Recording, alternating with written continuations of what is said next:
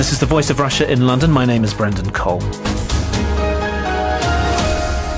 It was an image that resonated around the world. Slickly produced footage of the American journalist James Foley with a knife to his neck being brandished apparently by a man with a London accent highlighted how the group Islamic State was a brutal as well as media-savvy organisation. They scored a propaganda goal. It was on the front pages of the newspapers around the world and made the top story on every news bulletin. Indeed, the fact that a British voice was apparently heard in the footage highlighted the extent to which this vicious battle in the Middle East had links to Britain. Indeed, according to some estimates, there are 500 Britons fighting in Iraq and Syria. There are growing concerns over what could happen if even a small proportion of this radicalised group returns home. The questions many want answered is what is actually driving their cause. Muslim groups around the world have criticised the actions of Islamic State, but that does not seem to deter them. Is there a basis in the Quran for what they do? What about the British response and the chances of the British government to reach out to the Muslim community in Britain? Well, to discuss this and the issues surrounding it, I'm pleased to be joined by Salim Shagtai. He's Head of Public Relations at the Islamic Education and Research Academy. Also here is Khalil Charles, Head of Media and Communications at the Muslim Association of Britain. And on the line, we have Dr. Omar Ashur, who is a Senior Lecturer in Middle East Politics at the University of Exeter. He's also a Fellow at the Brookings Institute. Well, many thanks for joining us. First of all, Salim, there has been no shortage of Islamic leaders condemning these barbaric acts. And this includes not just, of course, the execution of James Foley, also the massacring of Yazidis. Is there something in the Quran that is driving their actions, driving their philosophy and their ideology? Well, I'm sure they'd like to think so, but ultimately what this comes down to is that the Islamic State seems to be a very political motivated group, and what they seem to be going after is power, and power at the expense of all other Islamic groups. And even though they're a Sunni group, they seem to be alienating and ostracizing other Sunni groups and maybe declaring takfir or declaring them to be infidels and apostates, and therefore justifying a war against them. And what the issue is here is that by their declaration of the caliphate, which has been criticized by the Council of Syrian Scholars and a number of bodies worldwide, and no Sunni authority in the entire Muslim world has actually agreed with them, then you'll find that by them declaring a caliphate, what they've inadvertently done is that anybody who disagrees with them politically and does not join them is now, and potentially that includes probably myself and Khalil Charles and Dr. Ashur on the line there, is that we are therefore renegades and rebels.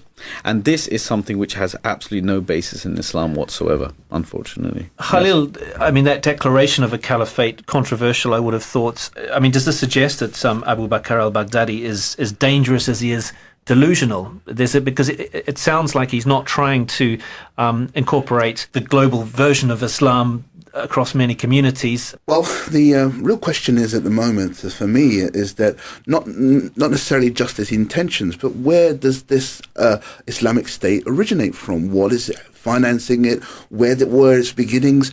There are some things that we know, some things that there are speculation. What we don't know is the full truth.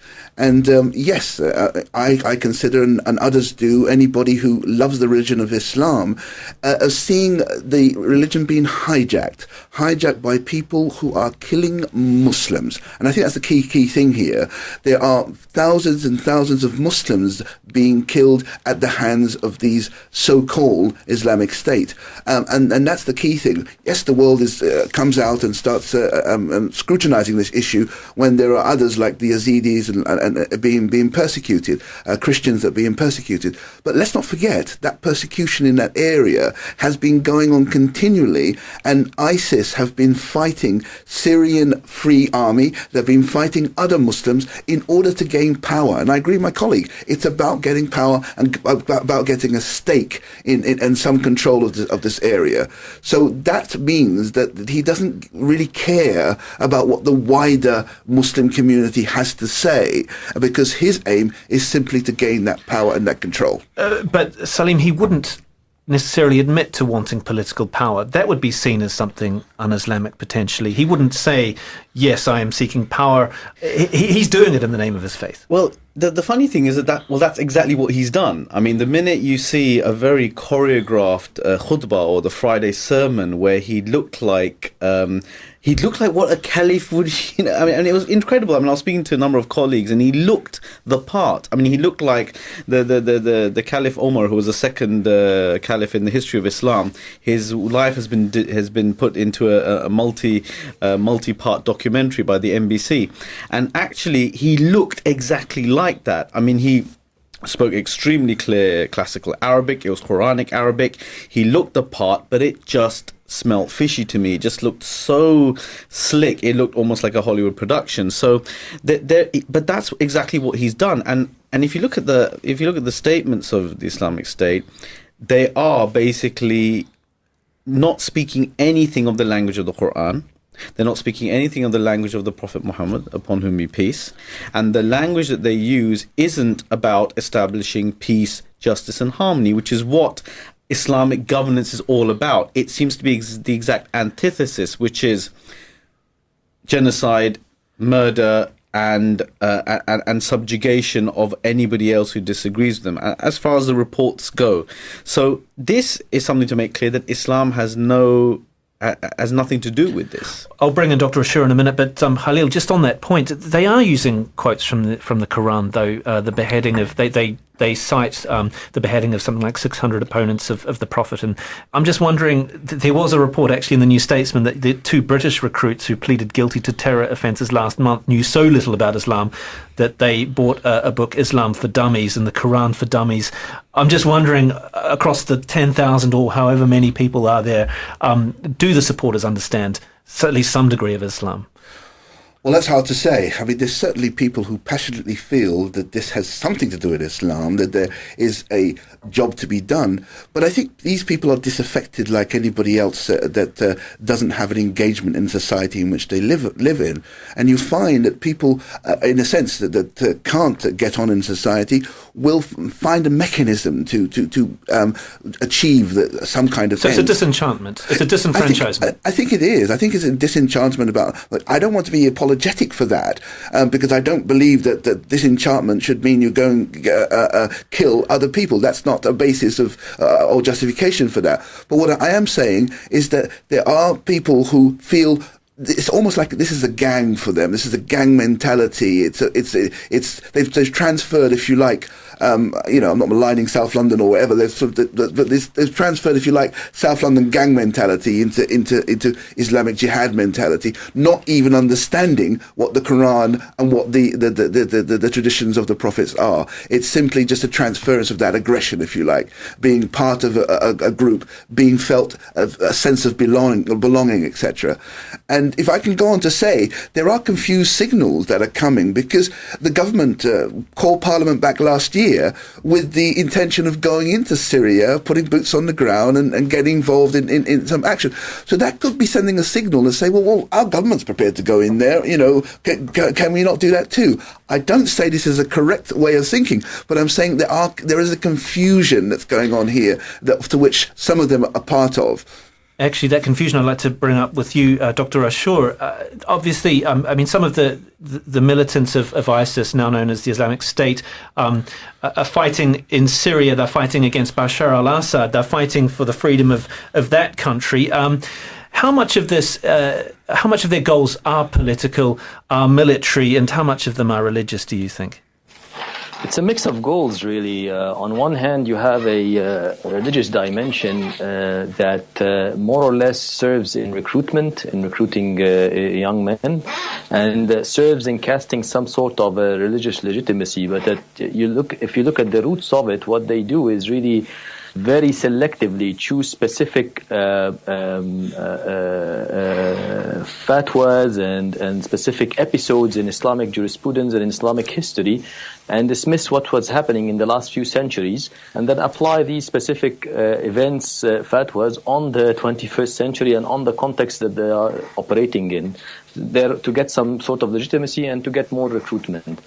But the political side is very obvious as well. In the end, the idea is to create an entity that they want to call the Islamic State, and more or less fight very much a local battle in Iraq and in Syria, a local battle in Syria where you have an uprising, an armed revolution against the regime of Bashar al Assad, one of the most brutal regimes in the region, but more or less casting themselves as the only legitimate fighting force, the only Islamically legitimate fighting force, and therefore everybody else has to be under them. And this more or less led them to a war against Bashar's regime on one hand, but also a war against all the other armed revolutionary groups and other, including Islamists and jihadists, even groups like Jabhat al-Nusra, for example. And in Iraq, you have more or less, this is a group that was born in Iraq after the 2003 intervention, and have been fighting and morphing and changing its name since 2004 until now, 2014. So we're talking about 10 years of experience in guerrilla warfare, 10 years experience in urban terrorism tactics, fighting against mainly the U.S. forces and then other Iraqi government forces as well, whether the security or the military. And then the logistics that they were able to garner, whether from the fight in Syria or whether from the fights in central Iraq and north of Iraq. So you have, the logistical support dimension expanded quite significantly, and I think this is what's creating really the threat. This experience, the amount of ammo, the amount of weapons, the military command structure, because this is a group that recruits many from the officers of Saddam Hussein's era. You have Haji Bakr in Syria, who was killed in Syria. That was a colonel in the military intelligence of Saddam Hussein, and therefore the background in the military as well is quite significant. And Abu Bakr al-Baghdadi himself, I think he was one of the reserve officers at one point in the Iraqi army under Saddam. And indeed, you mentioned there Saddam Hussein and the legacy of that 2003 invasion, and often the language of, say, Al Qaeda over the last few years is get Western troops off Muslim lands. What about, for say, the layperson such as myself? How are we to view the difference between Al Qaeda and its ideology and that of the Islamic State? I think in terms of ideology, there are quite, it's sort of interesting because the Islamic State is a fringe of a fringe, So Al-Qaeda as a fringe, it took even a more extreme twist in a sense that they're using excommunication, declaring others as infidels and apostates in a much wider way than Al-Qaeda does. It is quite similar to what the group Islamic Armée, the Jihad in Algeria in the 1990s was doing, in a sense that it even declared and threatened Osama bin Laden to slaughter him at some point in Sudan. So you have this kind of dimension, the declaring whoever is a rival as Islamically illegitimate, and at the core of it, of course, there is a leadership issue: who gives who controls the multiple brigades of the organization, and who is at the top of the command and control structure. And I don't think they accepted the Al-Qaeda leadership to have that role. And it was very clear when the head of Al-Qaeda, Ayman al-Zawahiri, has asked them to leave Syria and to return back in Iraq, and to leave Abu Muhammad al-Jilani, the head of the Nusra Front, at the top of the organization in Syria. And that was rejected, and not just rejected, but they issued some audio and video tapes criticizing heavily al-Zawahiri, and basically saying that the man has gone too old and too senile to lead the organization. So it was a mockery even of Al-Qaeda's leadership. So there is a leadership issue, and there is an expansion in declaring apostates, declaring other Muslims as apostates, and then acting on such declaration, meaning using violence against them because it's sanctioned between quotations. Salim, a lot to tease out there, but this idea of one group of Muslims declaring another group of Muslims apostates and non-believers and heretics and whatever, that's been littered. History's littered with instances of that, isn't there? I mean, over the last 1,500 years. Well, actually, no. You'll actually find that in Islamic history, in terms of the kind of the whole heresiology, what's more been used, actually, you'll find even in Islamic history, you'll find that there's been, for example, the Abbasid Caliphate actually fought the Umayyads, and that was just purely about power. They didn't declare them apostates, they didn't even declare them even heretics. It was literally a power struggle. Same way, and when various caliphates fell and came and gone, and various empires came and went, it was just literally another power just emerging. It actually wasn't given very much religious justification, which is quite striking. This is a very modern phenomenon.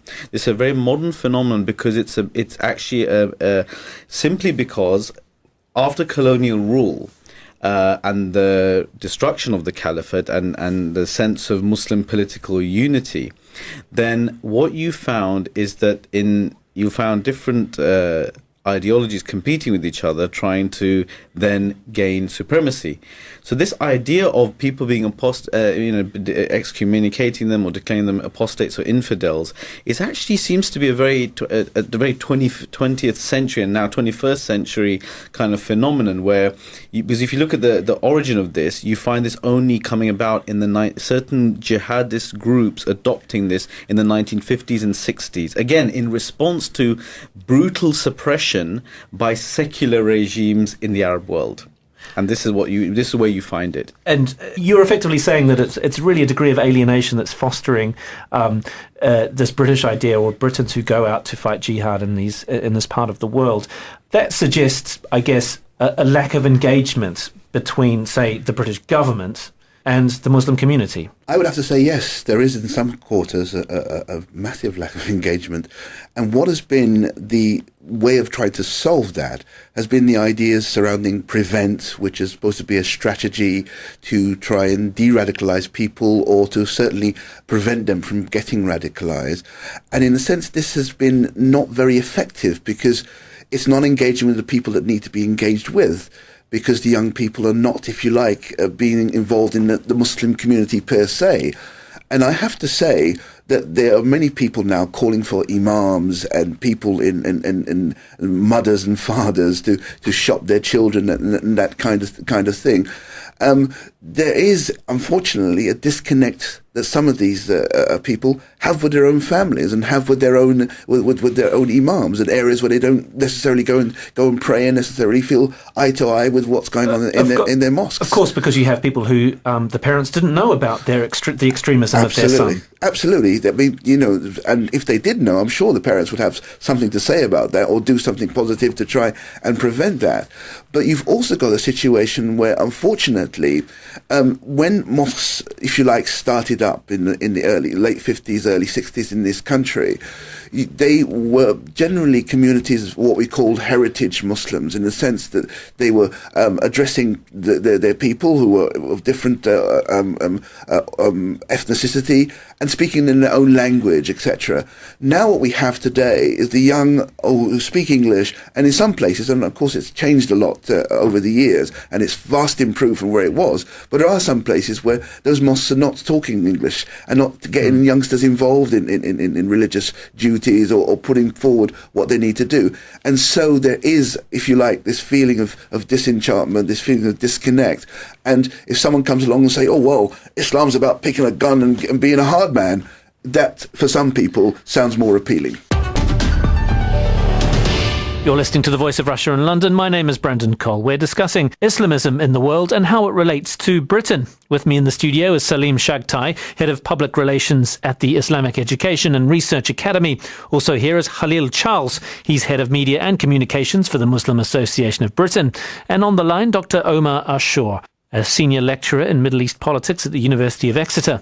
But actually, I mean, Salim, I interviewed a spokesman from the Mosques and Imams National Advisory Board this week, and he told me that relations between the Muslim community and the British government was strained. They had their funding withdrawn. The British government didn't like the fact that it was associating with more extreme elements. I think the advisory board's position is that we need to at least have some kind of conduit some kind of conversation with them, however unpalatable you might find them. It does seem to suggest that the Muslim community doesn't really respect the kind of think tanks that the government is getting its advice off.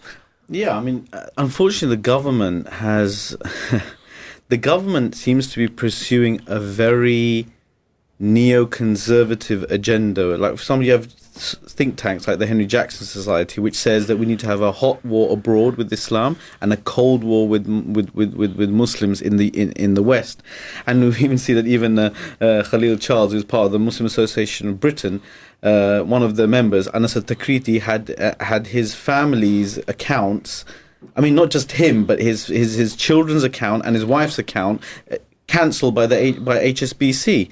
Now, if we've done a bit of once we look into this, we find out that this is actually politically motivated.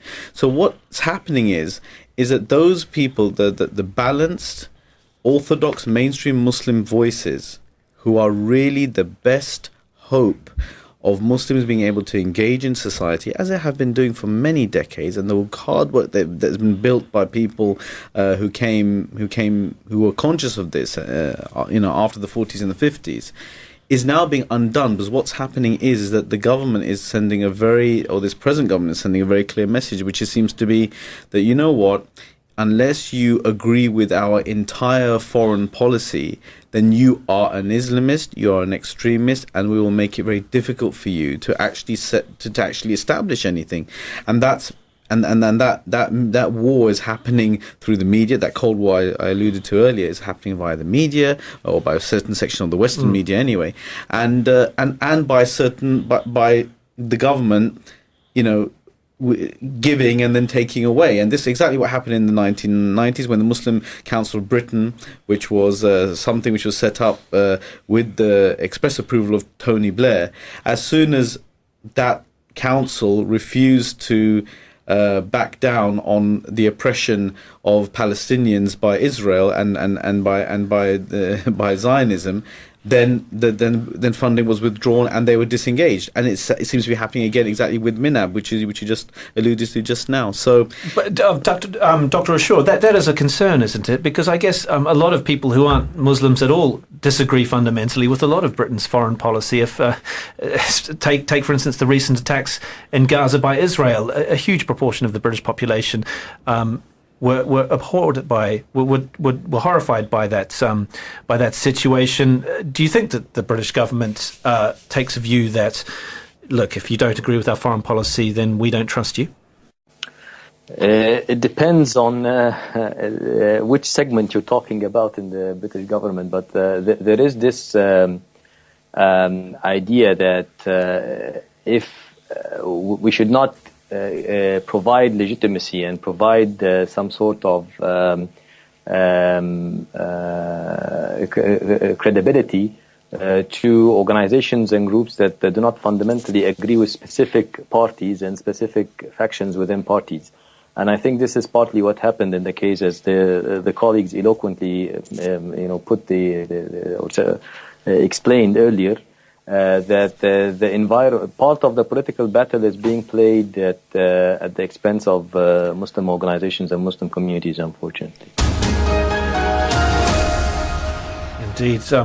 I mean, Halil, what do you think can be done? I mean, if the Mosques and Imams National Advisory Board they insist they haven't cut ties with the British government, but they don't have the funding. Perhaps they may get funding again in the next few years. But do you believe that the government is committed to reaching out to Muslim communities across the UK? I think there is a sense of commitment, and there's no doubt the government will talk up the desire to be committed to continuing the relationship, a good relationship with the vast majority of the Muslims in this country. But there doesn't seem to be a lot of intelligent engagement, if I may say that. There doesn't seem to be a lot of actually talking to the communities and see what their needs are before deciding what your strategy is going to be. It tends to be a strategy imposed on what they believe will change the situation without addressing some of the issues that people are aggrieved about. And unfortunately, like it or not, the British government's stance this was verified by the way in which Baroness Warsi walked out of the government. The British stance with regard to external issues is too weak. It's not strong enough, and it puts, as she said, it puts them in a morally irreprehensible position. And I think that there needs to be a look again at the external strategy as well as the internal engagement. And I think that that's only going to come when we, as Muslims, are prepared also to engage with the problems that do exist. And let's be honest, there are problems that exist, and we have done much. MINAB have done excellent work. They produced a document about 3-4 years ago in which it surveyed almost 1,800 young people, asking them what they felt they needed to be happy with the mosque engagement, what they needed to happen. And they wrote a long list of things. And one of the things that the youth said, which I thought was very, very interesting and very positive, is that they'd like to have more interfaith. They'd like to know more about other religions, and that they felt that their mosque and etc. should be providing that for them. And that's quite interesting. There was also a request for extension of sporting activities, a request for more talks, speaking English in the mosque, English lessons, etc., and engagement with education. And some understanding as to what they could do about the media. The young people were saying we need to try and tackle these media issues because we're being demonized in the media. And we have to remember that there's a growing population right now of Muslims in the British jails. Muslims who are roughly 5% of the population make up 15% of the population in jails. So we're coming to a situation where internally Muslims are getting involved in criminal activities and are being criminalized, and there isn't enough effort, if you like, in the community level, the community basis, to actually try and tackle those problems and those issues.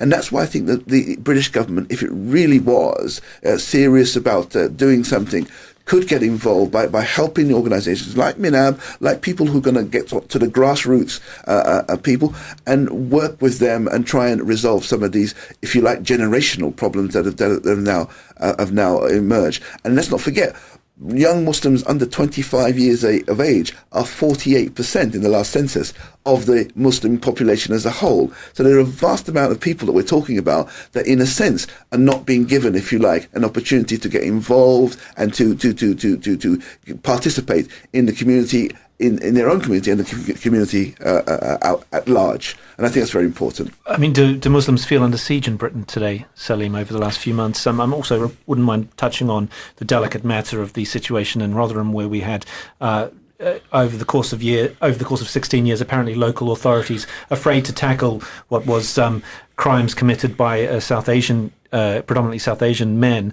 for fear of being attacked as racist. Or do you think that kind of disconnect, that kind of narrative is taking place? It's difficult to tackle these issues for fear of being branded racist or anti-Islamic. Yeah, I mean, I think in that case, I mean, there's a lot of things that, that sort of behavior, grooming girls for prostitution or trafficking or for the exploitation is something that Islam condemns in the strongest possible terms, and actually it's Islam that would actually solve the problem, because this is a moral issue.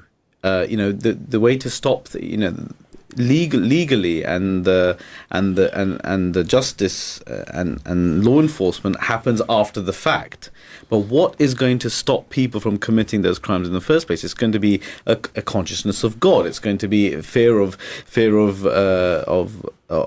accountability in this life and in the hereafter. That's what should be stopping people from doing these things. And this is exactly what I mean. Islam has very strict code when it comes to sexual practice. There's no sex outside of marriage, and so therefore, I think people would agree with that. But the disconnect, does it not highlight a disconnect between, say, the authorities and dealing with the predominantly Muslim community? They don't understand how to really deal with it. They don't have the delicacy required. I think what it is that the authorities, and to link those 2 points together, is actually, if you don't allow if you demonize the Muslim community and declare them to be a fifth column and do not recognize them to be partners in citizenship, then what's going to happen is that the mosque and the imams who are best placed to deal with these problems, because there are many imams now who are born brought up in this country, who understand the challenges of this country, who understand the culture and are best placed to deal with this.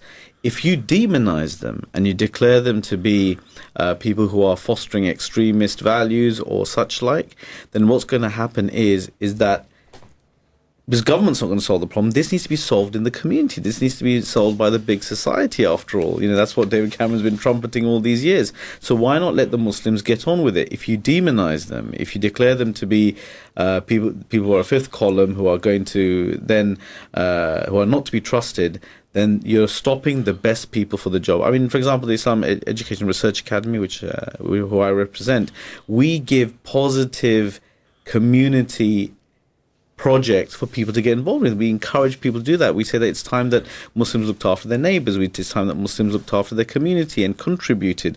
This is what we've been saying for a number of years. So again, if we're allowed to do that, if we're allowed to spread that message of peace and harmony, then this is the way to solve a number of these issues, not just the issue of grooming and sexual exploitation. Now, we've honed in on the British element here, and just more broadly, I'd like to go back to Dr. Ashur about the international response to the Islamic State, and there's talk of perhaps the so-called coalition of the willing, perhaps a very loaded term, especially given what happened in 2003. But America wants to strike against ISIS. They want Britain's help.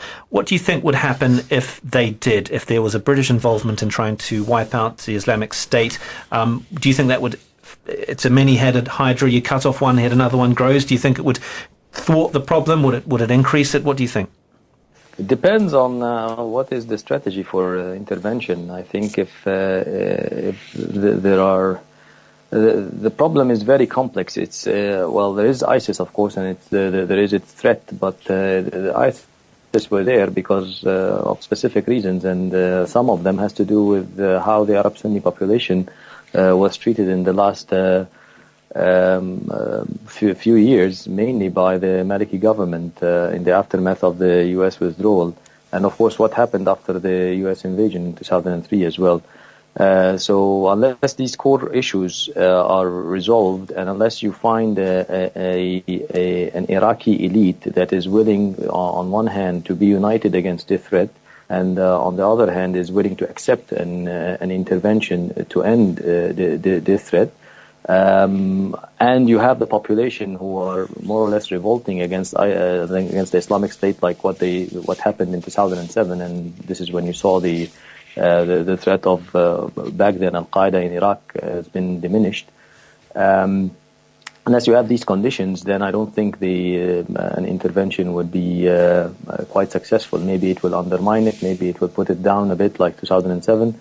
But then the environment is, if you have this level of repression, this level of brutality, lack of freedoms,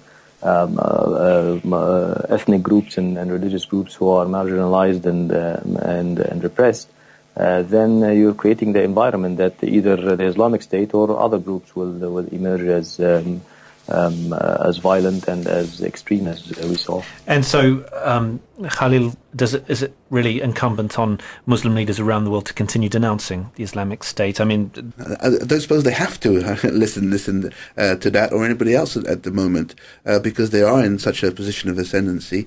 They are in a position where they self-financing. They are in a position where they are using very slick media techniques to recruit and to build up their power base. So, I mean, nobody on the ascendancy is going to turn around and say to, oh yes, you're right, well, we should do something different. So I don't think they're in a position to really take up any of those criticism. But I have to say that we're looking for criticism for the Muslim world.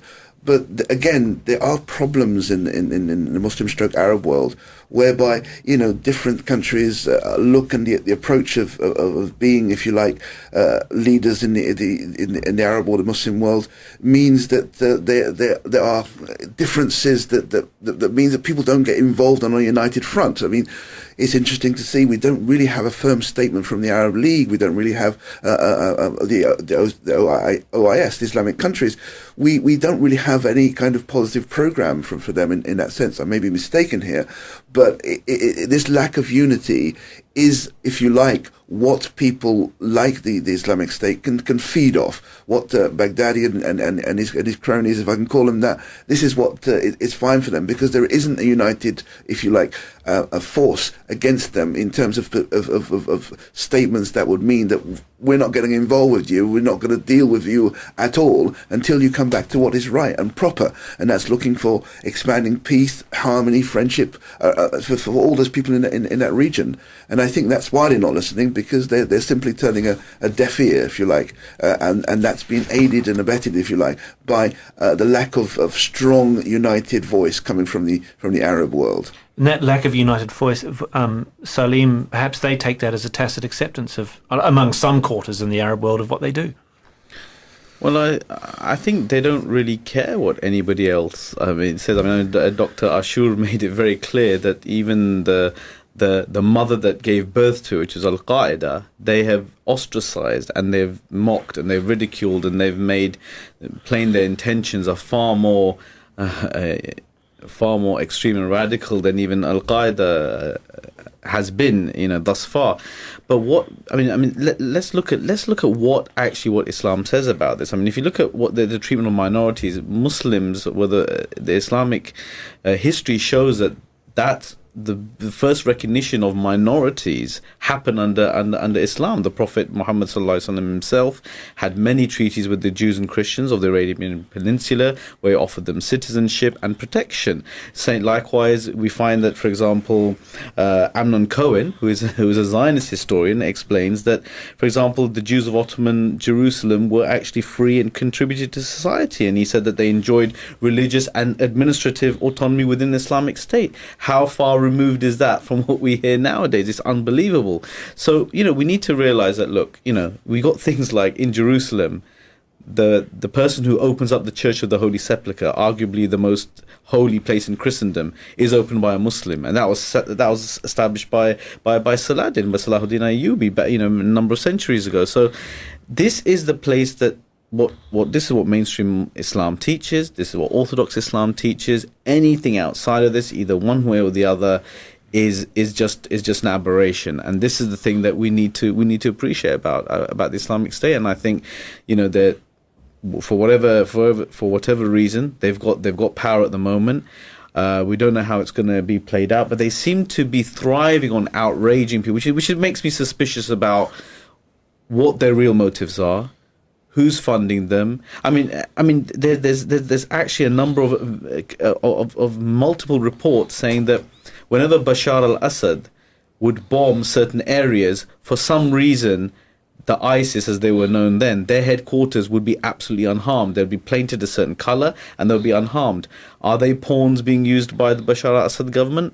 I don't know. Dr. Ashur would be probably much more qualified to speak about this than me. But there's a lot of things which are very fishy about this group. And I think partly their aims is to demonize Islam and Muslims. And this will play into many people's hands, I believe. Well, sadly, we've run out of time. But fascinating discussion. That's Salim Shagtai, Head of Public Relations at the Islamic Education and Research Academy. Also joining me in the studio, Halil Charles, Head of Media and Communications for the Muslim Association of Britain. On the line, Dr. Omar Ashur, a Senior Lecturer at the University of Exeter, also a Fellow at Brookings.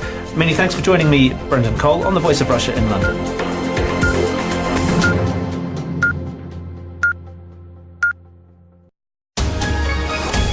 This is The Voice of Russia in London. My name is Brendan Cole.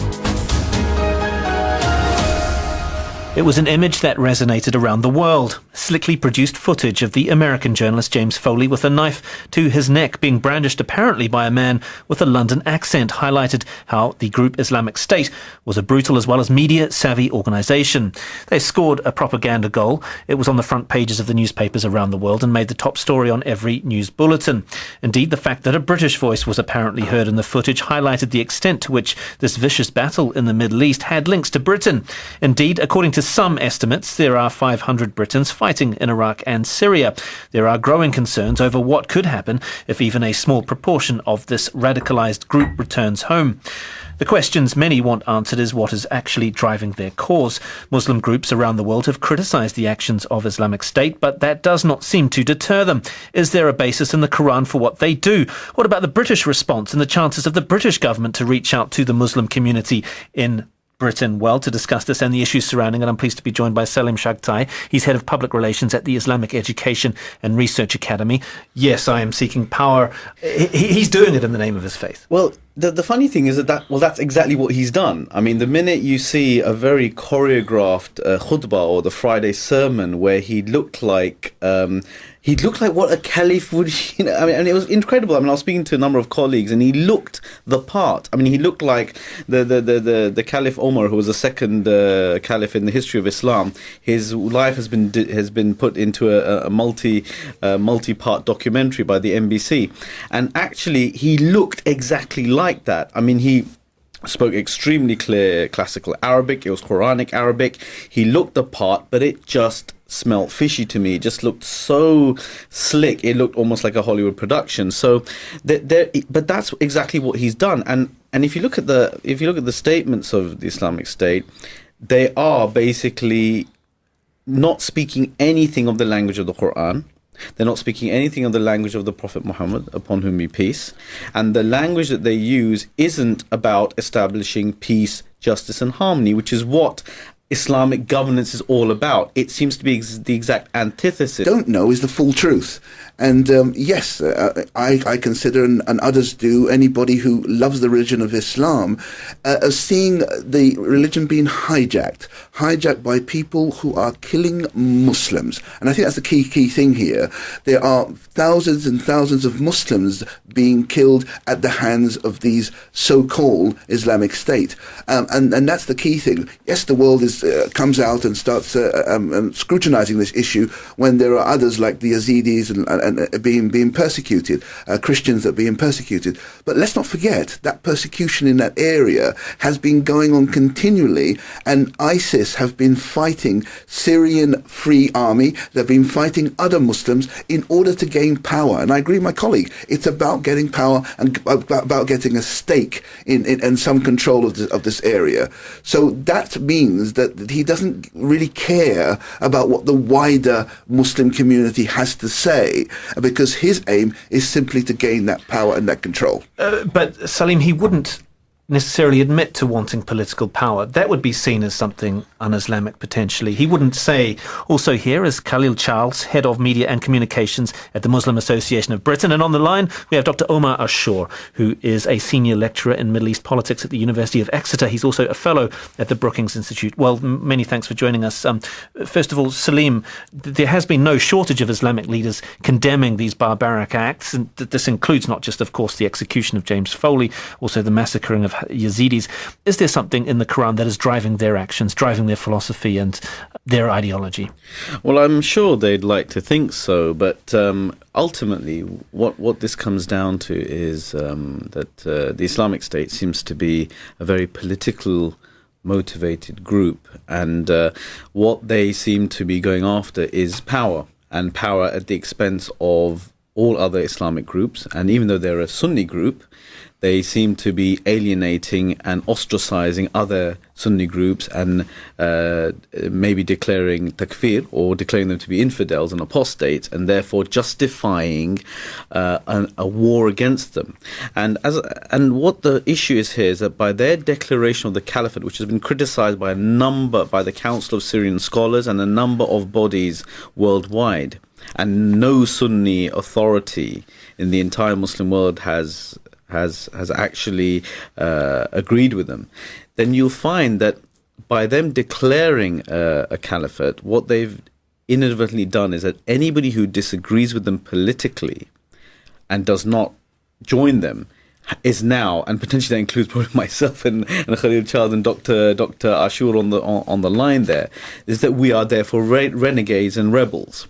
And this is something which has absolutely no basis in Islam whatsoever, unfortunately. Khalil, I mean, that declaration of a caliphate, controversial, I would have thought. I mean, does this suggest that Abu Bakr al-Baghdadi is as dangerous as he is delusional? Because it sounds like he's not trying to incorporate the global version of Islam across many communities. Well, the real question is at the moment, for me, is that not necessarily just his intentions, but where does this Islamic State originate from? What is it financing it? Where were its beginnings?